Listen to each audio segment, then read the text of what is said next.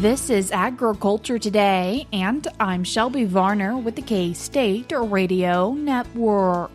Today's show begins with part of a Fins, Fur, and Feathers podcast episode from Drew Ricketts and Joe Gerken as they describe mussels and their population changes. Brian Coffey, K-State agricultural economist, continues the show as he explains work looking into the U.S. beef retail market and beef demand. K-State dairy specialist Mike Brouk ends the show discussing how to keep winter-born dairy calves healthy. He says it involves immediate drying and warming them after birth, as well as many other things you can hear about on today's show of Agriculture Today.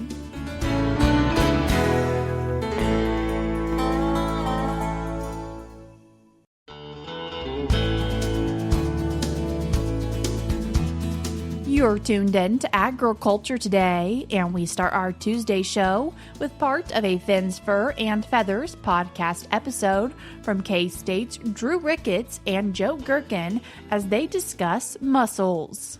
What kind of mussels do we have in Kansas? You know, we have about 40 different mussels in Kansas, so a lot more diversity than we think, and a lot of those, over half of them, are threatened in some way. So they're listed as threatened, endangered, or a sink species. That means species in need of conservation. All of those indicate the populations are declining.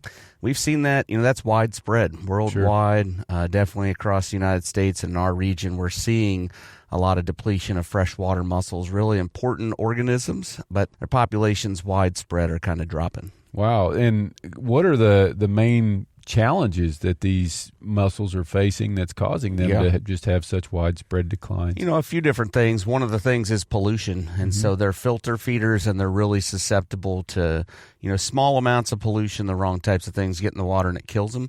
A lot of these species, some of the smaller ones, can grow up in a couple years and be reproducing, but some of the bigger species, they might live 50, 60, 100 years even right in the wild. So really long-lived species. Sometimes it takes a really long amount of time for them to be able to reach sexual maturity and reproduce. And so you might see, some of the changes that are going on, pollution. We've changed water flow a lot. Yeah. And so a lot of the rivers and creeks and streams that they rely on, the flow regimes have changed. We've dammed them up. We've leveed them.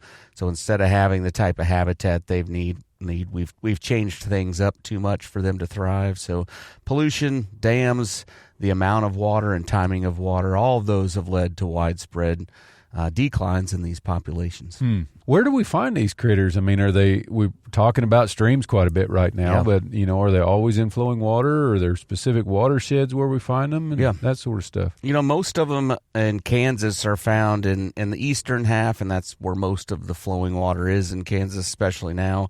Southeast is kind of the hot spot, and so, a lot of the species, a lot of those 40 species that we see are just known to exist or have existed in little streams in extreme southeastern Kansas, right? And so that's kind of the hot spot for it. Rivers like the Neosho, the Verdigris, the Meredicine, all of those historically were just widely populated with a lot of these different species.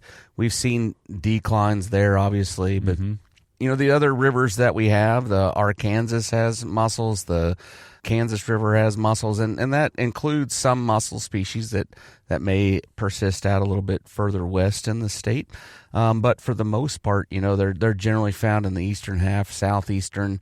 Most mussels like flowing water, so most species, if you take them and put them in your pond, they're not going to do very well. But there are a couple species that do thrive in ponds, and so the paper pond shell is a common one that we have in Kansas. The pond horn is another species. So there are some species that you can find in Kansas. People are surprised a lot of time to hear that there are some mussels that thrive in pond environments. Very cool. So tell us about, the characteristics of mussels and stuff. How big are they, and what do they kind of look like? Yeah, well, that they come in all shapes and sizes in Kansas, and so the ones that we see most often are probably some of the bigger ones if we're talking about native species, and so some of those can get up, they're flat floaters or mucket mussels that can get up to be 6, 7, 8 inches, really big mussels. So there's a lot of really big ones. There's some small fingernail clams that are about an inch in size. So somewhere in that 1 to 8 inches. I mean, that's quite a bit of range there. Yeah.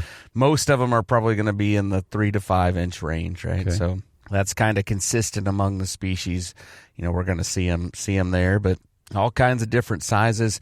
Most of the ones we have in Kansas are going to be like a brownish color. Mm-hmm. They might slide a little bit towards a more greenish brown. They might slide towards a darker, almost black brown, but most of them are going to be kind of that brownish color.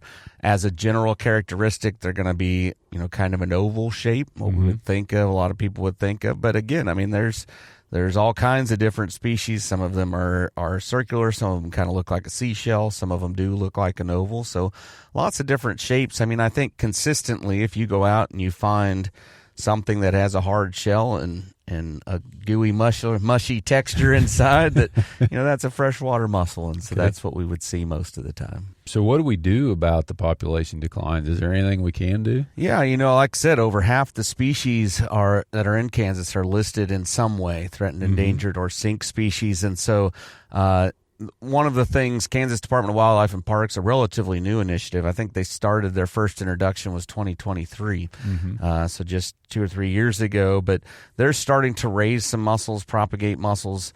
That can be a really hard thing to start off doing because they have life stage that often involves fish. So getting these mussels to grow up and then be able to transition from a culture habitat where they're being grown to reintroduction in the wild and be able to keep them thriving there is often hard, but KDWP, Kansas Department of Wildlife and Parks, is doing a great job of reintroducing some of these species, especially down in the southeast. I know they're working with fat mucket mussels and Neosho mucket mussels, I believe, are the species that I know of that they've released. But I also know that they're adding species to that list, right? They're trying to grow there, doing some good work, trying to get those species out and reintroduced into these areas. So the reintroduction efforts are one of the things that are happening. I think one of the other things is that we're trying to mimic some natural flow regime as much as we can. And so a lot of the flow regimes are still regulated for barges that are moving up and down the large rivers, so regulated by the Army Corps of Engineers. But there is more thought into what can we do to maintain some of these flow regimes, especially in smaller creeks, smaller rivers flowing into those bigger rivers for sure. So you mentioned a little bit about barriers with releasing hatchery-raised mussels and some of that having to do with the life stages. Explain to us about the reproduction a little bit. What's that look like? Yeah, and that varies a little bit, but in general, the females, the mussels have 2 siphons, and so they have an in-current siphon that basically sucks water into their body, and they have an X-current siphon that pumps it out, and so they're sitting there filtering water. Male mussels will create and release sperm into the waterway, and the females will then take it into their body and turn that into some tiny little mussels. Sure. And so that process, one of the cool things that I wanted to talk about is that most mussels have a stage called glaucidia, and glaucidia are these small little larval mussels that need to adhere to fish gills in order to grow. And so the fish gets close, the mussel has formed all these glaucidia, basically spews a bunch of them at the fish. The fish breathes in that water, and the glaucidia stick to their gills. And so most of the time it doesn't harm the fish. If you get past a threshold, there's so much coverage that they can't breathe. But most of the time the fish are okay with this and kind of grow up. Glaucidia grow up for a while and then fall off and continue their life cycle. But in order to get the fish close to it, the female mussels, when they have these glaucidia, make these beautiful lures. And so they mimic fish. It's something, I wish that we were showing this on TV or something, but go look it up because these lures are really, they're just fascinating. They look like fish, they look like crayfish, they look like worms, but it looks like something that bigger fish wants to go check out and maybe eat. And so it lures them to go look at it. It's just a cool evolutionary process thinking about how all that works. Yeah, that's pretty cool. Making me wonder, well, what do the mussels eat themselves? Yeah, mussels for the most part are filter feeders. And so they're going to suck water into that in-current siphon. It's going to go through their gills. Most mussels' gills have little cilia, so it's like little tiny hair-like extensions that are kind of waving things into the mouth of the mussel. And so they're going to filter things like plankton, both phytoplankton, little plant cells, and zooplankton, little tiny animals, but other things that may be flowing through there too, little pieces of detritus or dead stuff, right? So think about leaves that have fallen in the water and broken down or whatever. So, they're filter feeding that water.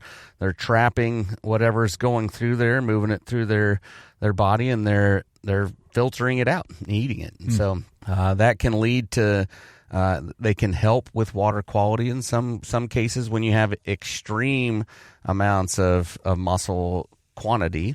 Then you can have things like water clarity change, right? And one of the important things to remember is that clear water isn't always good water. Not right? always good. Huh? And so there's a lot of changes that can come with having that clear water that may or may not be good, right? But the mussels can help do that, so they're filtering that out.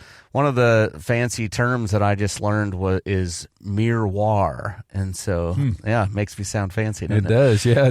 Nobody's going to understand you, but it makes you sound fancy. So miroir is a term that you use to kind of describe a taste that comes from the filtering of an area that you're in. Once again, that was Kansas State University's Joe Gerken and Drew Ricketts with part of their Fins, Fur, and Feathers podcast as they discussed mussels on this episode. If you'd like to hear the full episode, there are a few different ways you can find it. First, you can follow the link in today's show notes on agtoday.net, search for Fins, Fur, and Feathers on your favorite podcast platform, or you can also navigate to it by going to K-State's wildlife webpage, which is wildlife.k-state.edu. We're cutting to a short break now, but we'll be right back.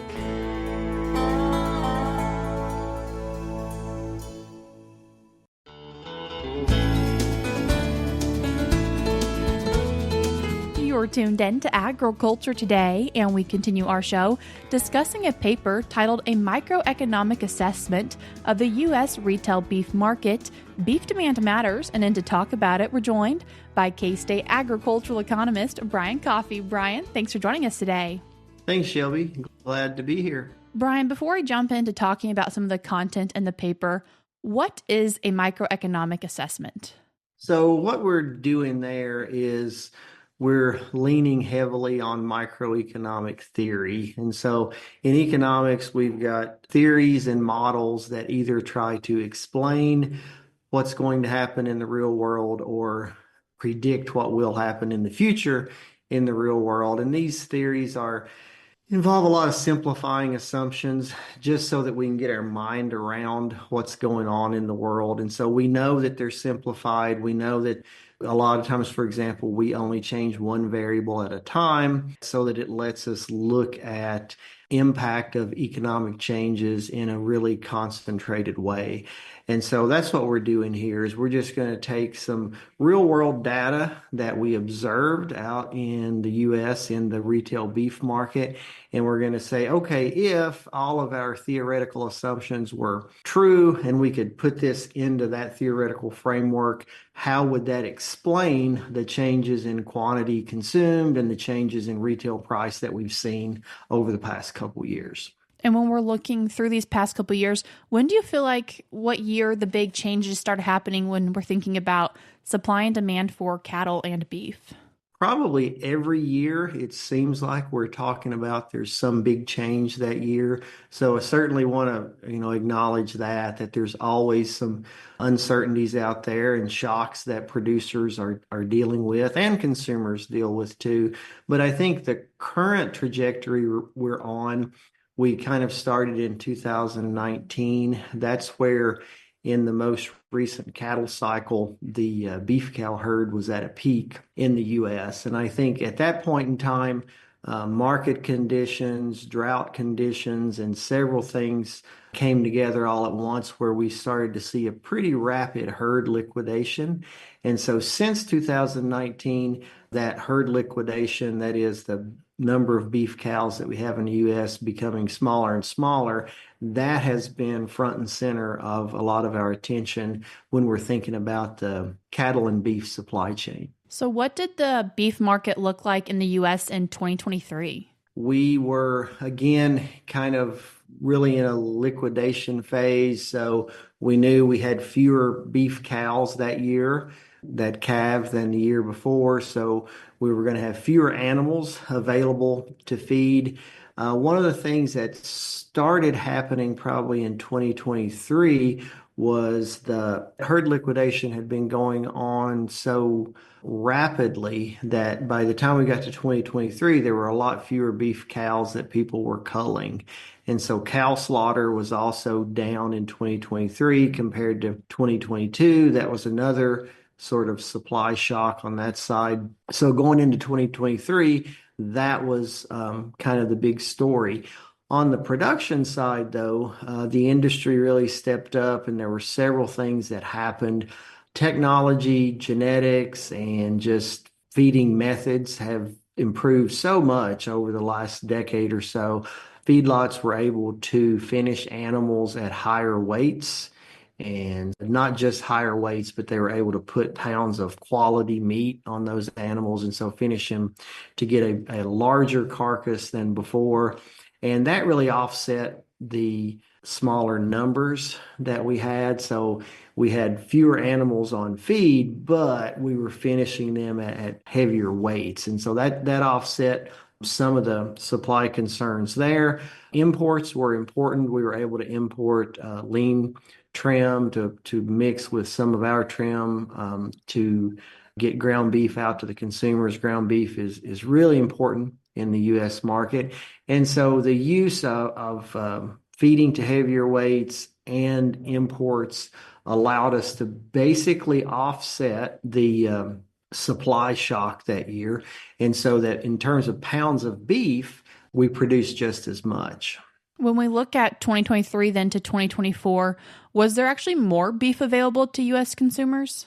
There was, if we measure at the aggregate, and that's what we did in this paper. If we just measured at total pounds available at the retail level, there was actually more beef consumed, more beef purchased at the retail level in 24 than there was in 23.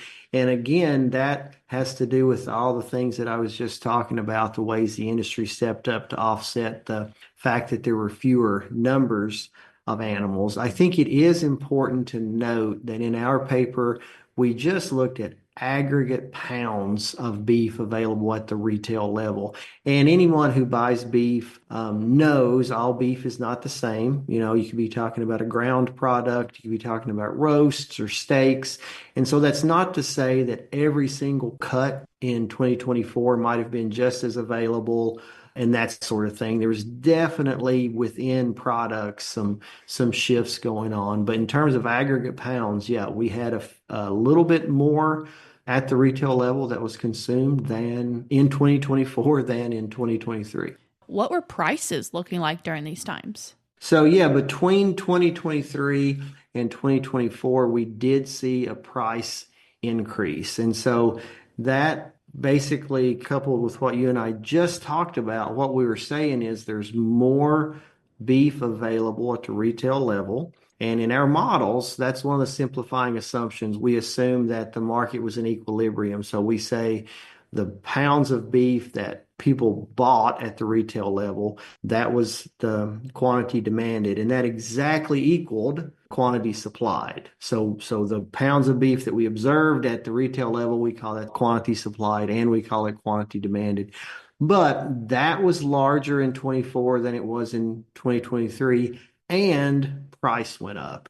And so if you just think about kind of the basics of economics, that scarcity creates value, and that if we have more of something on the market, all else equal, the price per unit is going to go down. I mean, that's just kind of what we expect with law of supply. But from 2023 to 2024, we actually had a larger supply of beef and people paid more for it. So that tells me that something was shifting fundamentally in the way that consumers valued beef. Even though there was more of it, they were willing to pay more. Any expectations that you have for 2025 data? So we talk about that some in the paper, and I think the data that we use in the paper will be pretty close to what we end up with in 2025. And so I think what we could expect is if we compare, again, the aggregate retail pounds in 2025 versus those in 2024, I think we're going to see a slight supply decrease. And once these numbers are finalized, we might quibble over a couple of percentage points, but I think what we've got in the paper there is pretty close. We're going to see a decrease in supply of a few percent because we've finally hit the point where the production practices can't quite offset the fact that we just have fewer and fewer animals on feed. So we're going to have a little bit less of beef that disappeared in 2025 than 2024. And people, again, were willing to pay more for it. So, Brian, what are your big key takeaways from this research?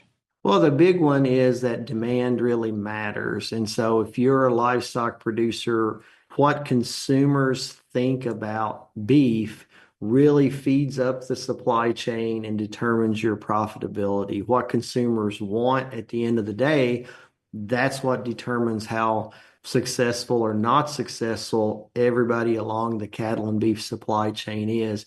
And so I think what our model shows for 2024 to 2025 data is that the supply decrease in beef contributed to the price increase. And that's what we talk about a lot. If you see in the headlines and in the media that because there's fewer beef cows out there, there's fewer animals on feed, and because of that, beef prices are up. But what we showed with our economic modeling is the supply decrease that we're expecting once we get the finalized 2025 numbers in doesn't explain the entire price increase. So even though the supply side is very important and it does drive a lot of production and decisions and what's going on out there, the fact that consumers right now have a really, really strong demand for beef, that's contributing even more to the price support of beef, which feeds back up the supply chain and supports livestock prices at every level. If people want to find this paper, how can they do that? Yeah, it's out there on our agmanager.info site. You could track it down with my name, Brian Coffey. My co-author on it was Glenn Tonzer, and so appreciated his input on that as well. But you could find it on our agmanager.info website by looking at either my contributions or Glenn's contributions. Brian, I appreciate you taking the time to join us today. Thanks, Shelby. That was K-State agricultural economist Brian Coffey. I will link this paper also in today's show notes on agtoday.net. We're cutting to a short break now, but we'll be right back.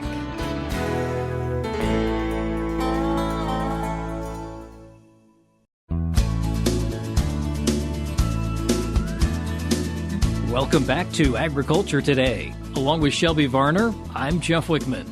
We end today's program with this week's milk lines. In winter, keeping newborn dairy calves healthy and safe requires time and planning. K-State dairy specialist Mike Brouk says calves need immediate drying and warming after birth, a warm, dry, draft-free shelter with deep bedding like straw for insulation, plus calf jackets for newborns under the age of 3 weeks to prevent cold stress. Today, I want to visit with our Kansas dairy producers concerning the care of newborn calves on their dairies. One of the underlying things that we can do to really help calf survivability is trying just to reduce the overall stress that calf is under. As you think about the process, the calf has been living in an environment that's about 102 degrees, and when it's born, it's going to be exposed to whatever the environment is that we might have in that calving area or wherever that calf is born. So in the wintertime, it's a real temperature shock to that animal as it comes from that 102 environment into an environment that might be 50 degrees or could even be below zero depending on the conditions that exist when it's born. So you think about the shock that gives to that newborn animal. It comes out, it has a wet coat, so that wet calf, as it comes out, as it dries off, it will be taking heat from its body and expending it to dry its coat. So as we look at some things that we can do to reduce the loss of heat at this point, Number one, we need a dry calf, and we need that calf dry sooner rather than later, especially at temperatures at 30 degrees and less. So what are some things you can do? Well, the calf is going to be licked off by the cow, but the coat is going to still be wet.